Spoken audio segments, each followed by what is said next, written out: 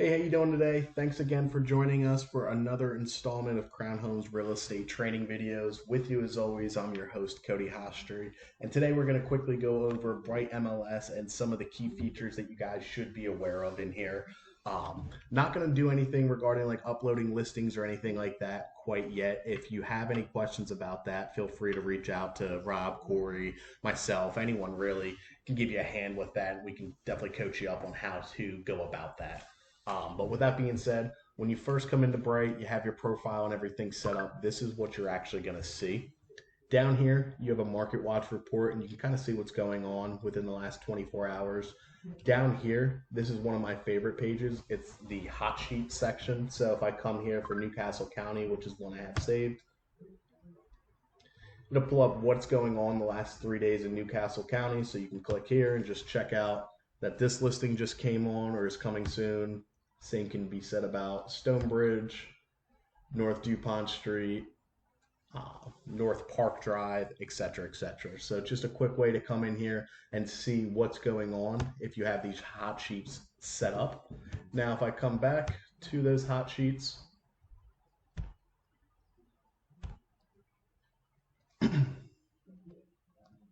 right here, how you'll actually go about managing them and adding a new one will be to hit the manage button. It'll bring you to this page. You'll go new, title it whatever you want. So for sake of this one, residential dash test, hit save. It'll pop up right here, and it's just a matter of editing the criteria, putting whatever you need in here, hitting save, and then you have a brand new hot sheet there for you to use at your discretion. So that's a really cool tool to use. You can split it up, obviously, Newcastle County, Kent County, Sussex County, or whatever areas that you're really trying to target and stay on top of. You can even do it all the way to specific zip codes or a specific city if you got a client that only wants them to move into Claymont, Delaware, whatever the case may be. So just a good tool to have at your disposal there.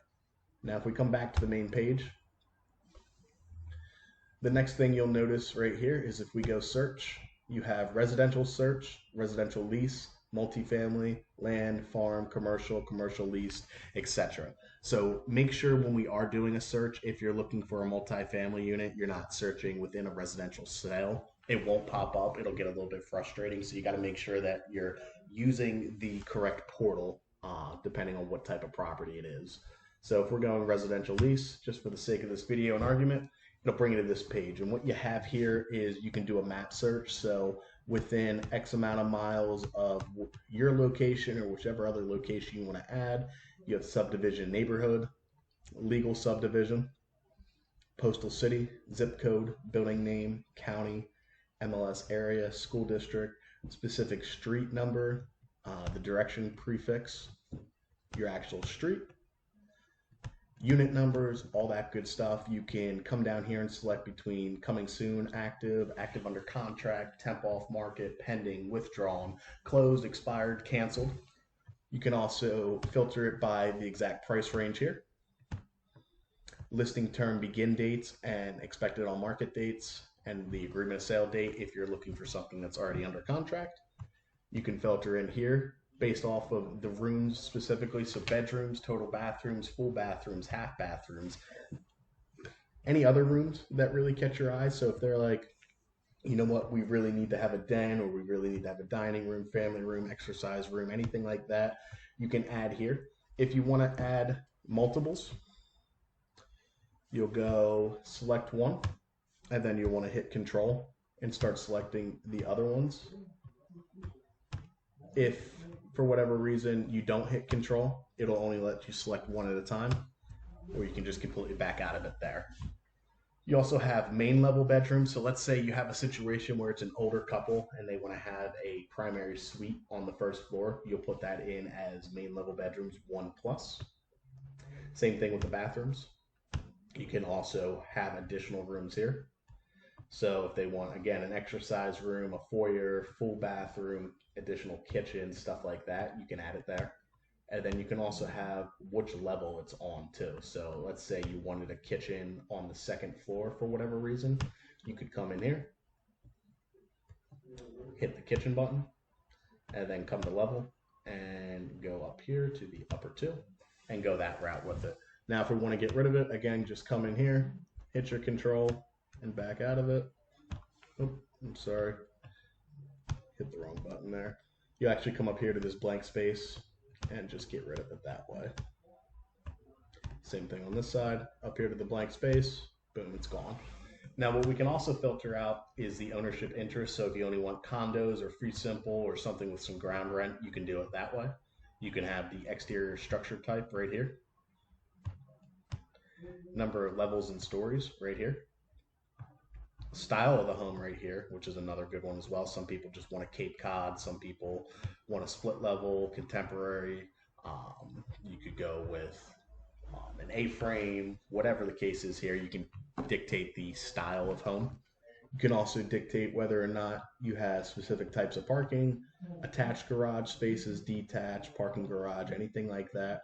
You can also have the interior here. So if you want a basement, need a fireplace, specific number of above ground square footage. So again, that's going to be anything that's above the basement. It's not going to include any space in the basement. For that, you would come down here to below grade.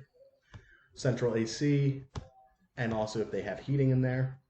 And then you can also come down here to specific sale types, property condition, lot acre size, year built, is it new construction, does it have a pool, whether it's a personal or community, is it a waterfront property, is it in city limits, an age requirement, so if it's 55 plus community, and then you can also check whether or not it's a senior community.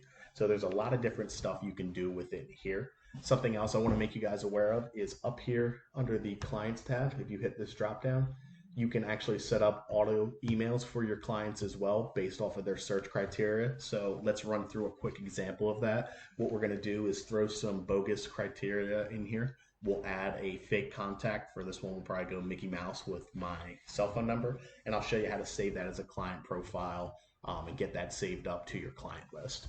So for sake of argument, let's say we're looking for something within Newcastle County. Let's go down here to the price range. Let's go 250 to 400. Again, you're going to just type out the first couple numbers of this one. It's in the 100,000s right here that you have checked. So you can just go 250 to 400, and that'll indicate 250,000 to 400,000.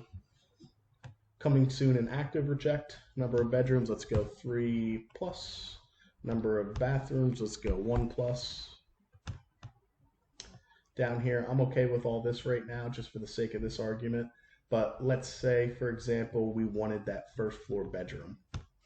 So we'll go 1 plus there. And now we got 68 results. Let's check those out. These are going to be all your results right here. So if we check on it, you'll see them all conveniently located right here for you. We'll come back to the criteria real quick, just so I don't have to hit back 3 times. Back to the results page. And then what we're going to do now is add our contacts. So we're going to hit save. New auto email. You'll have a pre-generated message right here that the system automatically does for you. Because you've already set up your profile, you have your signature as well, but you could always edit it right here. Up here. If you have the contact already in there, you can go ahead and add that contact. If you haven't added it, hit create a new contact. We'll go Mickey Mouse. You don't need the cell phone number or anything. You can just add whatever the email address is. For sake of argument, we'll go with that one. We'll hit save.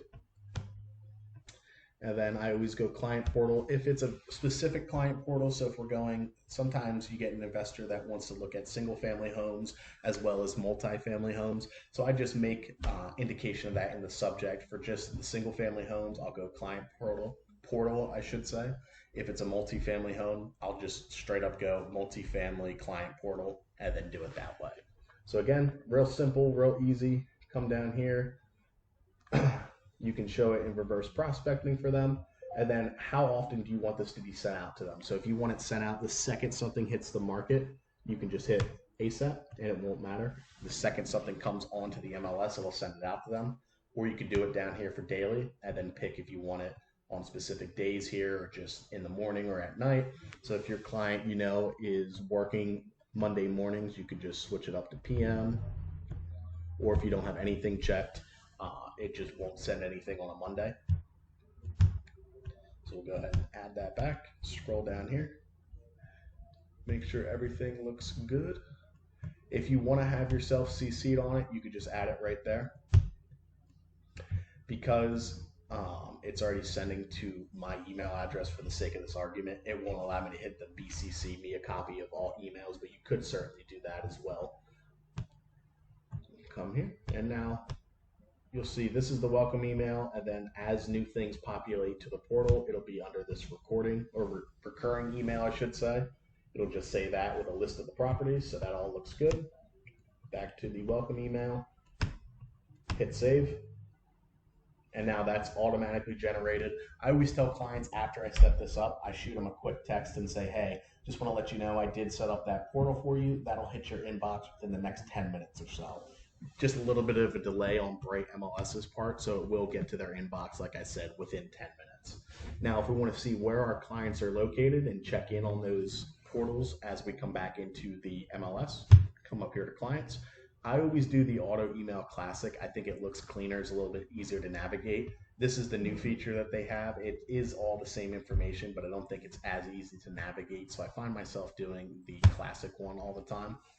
And you'll come to this page and it'll look just like this. So again, here is Mickey Mouse here. They haven't ever opened the portal as of yet because it hasn't hit my inbox. You'll get that check once it has been accessed by the client. And when it comes time for actually looking in and checking in on what they're looking at, you just come to Client Portal, come to Results, and it'll be right here. If you want to look at everything on one singular line, you just hit the Agent 1 line, and now it's all right here, and you can easily see if they left you a note here, if they favorited anything, had marked it as a trash one that they're not interested in, put it as a light bulb so that they're potentially interested in it. They can leave you a bunch of different notes in here, and it's definitely a good resource for you to have for your clients. As always, if you have questions with this or ever want to dive a little bit deeper into what else you can do with Bright MLS, by all means, feel free to give me a call or shoot me a text. Always happy to help you guys. With that being said, hope everyone's having a great day, and I will talk to you soon. Take care.